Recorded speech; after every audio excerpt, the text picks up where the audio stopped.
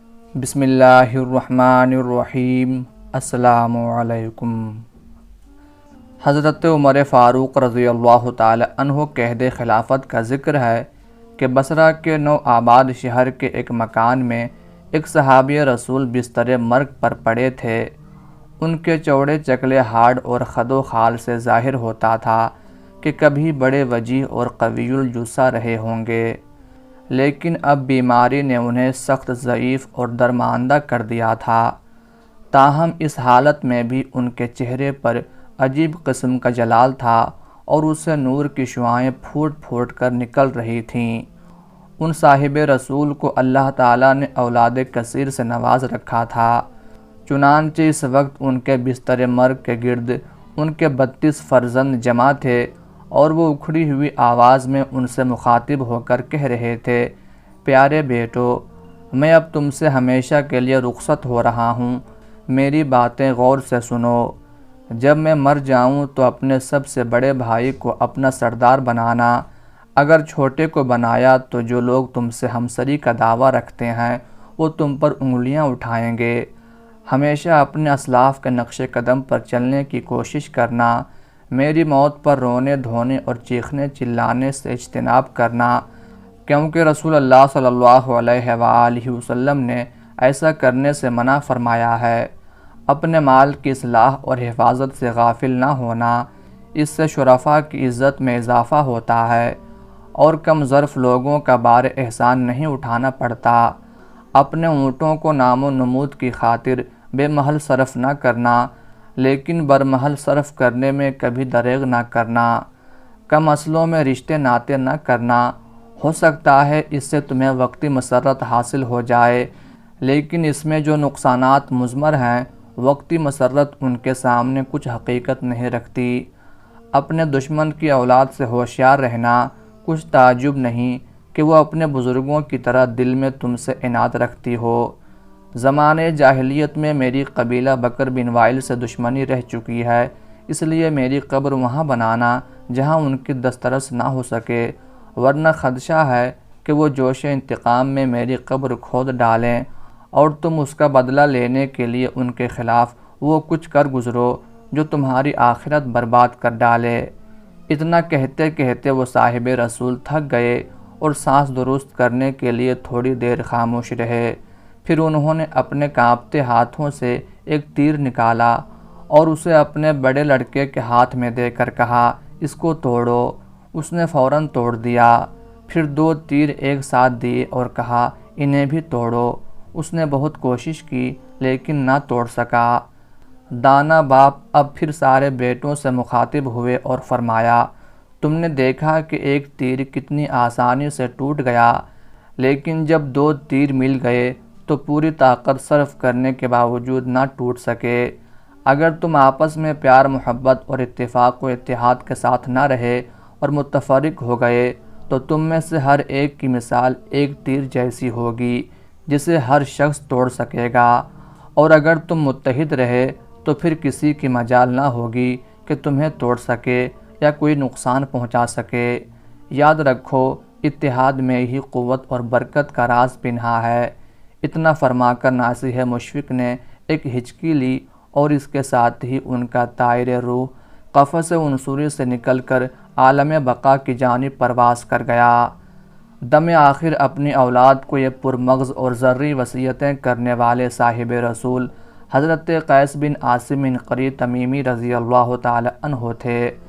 حضرت قیس بن عاصم رضی اللہ تعالی عنہ کا شمار ان صحابہ کرام میں ہوتا ہے جو حضور صلی اللہ علیہ وآلہ وسلم کے اس ارشاد کا مصداق تھے، تم میں سے جو زمانے جاہلیت میں بلند مرتبہ تھے وہ اسلام میں بھی بلند مرتبہ ہیں۔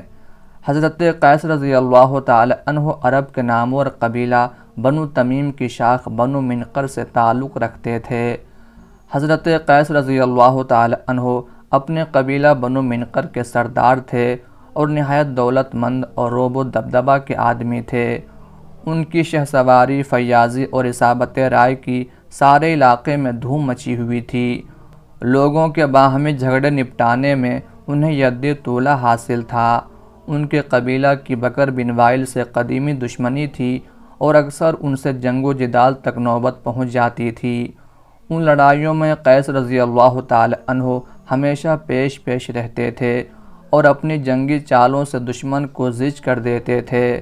شعر و شاعری میں بھی درک رکھتے تھے اور جب طبیعت لہر پر آتی تو نہایت عمدہ اشعار کہہ لیتے تھے۔ اگرچہ وہ فطری طور پر نہایت بردبار اور حلیم الطبع تھے، لیکن ایک دفعہ جاہلی حمیت کے زیر اثر اپنی ایک معصوم بچی کو زندہ زمین میں گاڑ دیا تھا۔ اس حرکت پر ساری عمر افسوس رہا۔ زمانے جاہلیت میں شراب خواری کو لازمہ امارت سمجھا جاتا تھا، چنانچہ وہ بھی اس علت میں مبتلا تھے۔ پینے پہ آتے تو خم کے خم خالی کر دیتے تھے۔ ایک دفعہ شراب پی کر ایسے بدمست ہوئے کہ عقل و خرد جواب دے گئی۔ اس حالت میں ایسی نازیبہ حرکتیں کیں جو ان جیسے غیور اور فرزانہ سردار قبیلہ کے مرتبہ سے فروتر تھیں۔ جب ہوش آیا اور لوگوں نے ان نازیبہ حرکتوں سے آگاہ کیا تو فرط ندامت سے منہ چھپاتے پھرتے تھے۔ حافظ ابن عبد البر رحمۃ اللہ علیہ نے لکھا ہے کہ انہوں نے اس دن شراب نوشی سے ہمیشہ کے لیے توبہ کر لی۔ یوں تو بارگاہ نبوت میں وفود عرب کی حاضری کا سلسلہ 5 ہجری ہی سے شروع ہو گیا تھا، لیکن فتح مکہ 8 ہجری کے بعد ان وفود کی تعداد میں نمایاں اضافہ ہو گیا۔ 9 ہجری میں تو اس کثرت سے وفود آئے کہ اس سال کا نام ہی عام الوفود پڑ گیا۔ اسی سال بنو تمیم کا وفد بھی بڑے کر و فر اور جاہلی ٹھاٹ کے ساتھ مدینہ منورہ آیا۔ یہ وفد 70 یا 80 آدمیوں پر مشتمل تھا۔ ان میں حضرت قیس بن عاصم رضی اللہ تعالی عنہ بھی شامل تھے۔ بنو تمیم کے دماغوں میں خاندانی فخر و غرور اور جاہلی رعونت کا نشہ سمایا ہوا تھا۔ وہ اپنے ساتھ اپنے قبیلہ کے چوٹی کے خطیب اور شاعر لائے تھے تاکہ مسلمانوں پر اپنی خطابت اور شاعری کا سکہ جما سکیں۔ وہ اپنی سادگی اور جہالت کی بنا پر سرور کونین صلی اللہ علیہ وآلہ وسلم کی جلالت قدر کا اندازہ نہ کر سکے اور حضور صلی اللہ علیہ وآلہ وسلم کے آستان اقدس کے باہر کھڑے ہو کر بدویانہ انداز میں آوازیں دینی شروع کیں۔ محمد صلی اللہ علیہ وآلہ وسلم باہر آؤ اور ہماری بات سنو۔ حضور صلی اللہ علیہ وآلہ وسلم کو ان کا انداز تخاطب ناگوار تو گزرا، لیکن آپ صلی اللہ علیہ وآلہ وسلم کی شان رحیمی نے گوارا نہ کیا کہ ان لوگوں کو سرزنش کریں یا ان سے بے رخی برتیں۔ آپ صلی اللہ علیہ وآلہ وسلم باہر تشریف لائے اور ان سے نہایت خندہ پیشانی سے ملاقات فرمائی۔ وفد کے ایک رئیس اقرا بن حابس نے کہا، محمد صلی اللہ علیہ وآلہ وسلم، ہم بنو تمیم کے لوگ ہیں۔ ہمارا دعویٰ ہے کہ کوئی قوم حسب و نسب، جاہ و حشمت، علم و حکمت، جود و سخا اور دوسرے فضائل میں ہمارے برابر نہیں ہے۔ ہم قبول اسلام سے پہلے آپ سے مفاخرت کرنا چاہتے ہیں۔ قبول اسلام کے لیے یہ شرط بڑی نامعقول تھی، لیکن حضور صلی اللہ علیہ وآلہ وسلم چاہتے تھے کہ یہ لوگ کسی ہی ڈھب سے دعوت حق کو سمجھ جائیں۔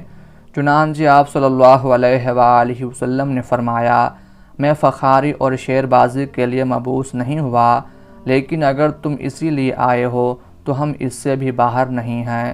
تم اپنا کمال دکھاؤ، ہم جواب دیں گے۔ اس پر بنو تمیم کے شعلہ بیان خطیب عطارد بن حاجب کھڑے ہو گئے اور ایک فصیح و بلیغ خطبہ دیا، جس میں اپنے قبیلے کی خوبیاں بیان کر کے دعویٰ کیا تھا کہ کوئی قوم بنو تمیم کی ہمسر نہیں ہے۔ ان کے جواب میں حضور صلی اللہ علیہ وآلہ وسلم کے حکم سے حضرت ثابت بن قیس انصاری رضی اللہ تعالی عنہ کھڑے ہو گئے اور اللہ تعالیٰ کی حمد و ثنا، رسول پاک صلی اللہ علیہ وآلہ وسلم کی شان رحمت اور مہاجرین و انصار کی فضیلت ایسے بلیغ اور احسن انداز میں بیان کی کہ مجلس پر سناٹا چھا گیا۔ تقریریں ہو چکیں تو اشعار کی باری آئی۔ بنو تمیم کے سحر البیان شاعر زبرقان بن بدر نے اپنی قوم کی شان میں ایک پرزور قصیدہ پڑھا۔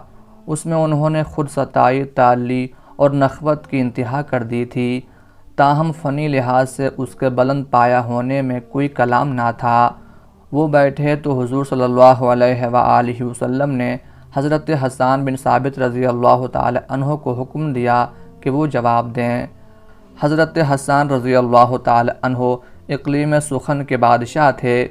انہوں نے حضور صلی اللہ علیہ وآلہ وسلم کا اشارہ پاتے ہی زبرقان ہی کے بحر اور قافیے میں فی البدیہہ ایسے فصیح و بلیغ اشعار سنائے کہ بنو تمیم انگشت بدندہ ہو گئے اور پکار اٹھے، محمد صلی اللہ علیہ وآلہ وسلم، آپ کا خطیب ہمارے خطیب سے بہتر اور آپ کا شاعر ہمارے شاعر سے افضل ہے۔ اس اعتراف کے بعد سب مشرف با اسلام ہو گئے۔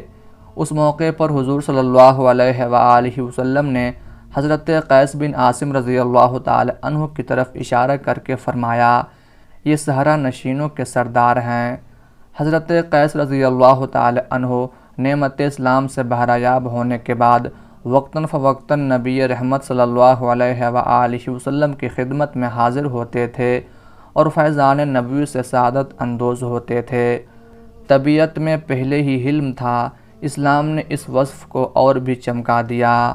علامہ ابن اسیر رحمۃ اللہ علیہ نے لکھا ہے کہ ایک مرتبہ ان کے بھتیجے نے ان کے ایک لڑکے کو قتل کر ڈالا۔ لوگوں نے قاتل کو پکڑ لیا اور اس کی مشقیں کس کر مقتول کی لاش کے ساتھ حضرت قیس رضی اللہ تعالی عنہ کے پاس لائے۔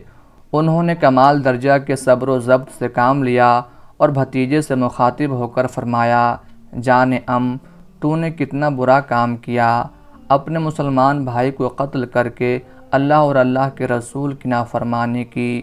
وہ تمہارا چچا زاد بھائی بھی تھا، اس لیے قطع رحم کے مرتکب بھی ہوئے۔ اس طرح دیر تک نصیحتیں کرتے رہے، پھر دوسرے بیٹے سے کہا، اس کے مشقیں کھول دو اور اپنے بھائی کے کفن دفن کا انتظام کرو۔ مقتول بچے کی ماں سخت غمزدہ تھی، اس کو تسلی دی اور اپنے پاس سے خون بہا ادا کر دیا۔ حضرت عمر فاروق رضی اللہ تعالی عنہ کے عہد خلافت میں بصرہ آباد ہوا تو حضرت قیس رضی اللہ تعالی عنہ اپنے صحرائی مسکن کو ترک کر کے بصرہ تشریف لے گئے اور وہیں مستقل اقامت اختیار فرمائی۔ اسی جگہ انہوں نے 14 ہجری کے بعد کسی وقت پیک اجل کو لبیک کہا۔ اس وقت ان کے 30 لڑکے زندہ موجود تھے۔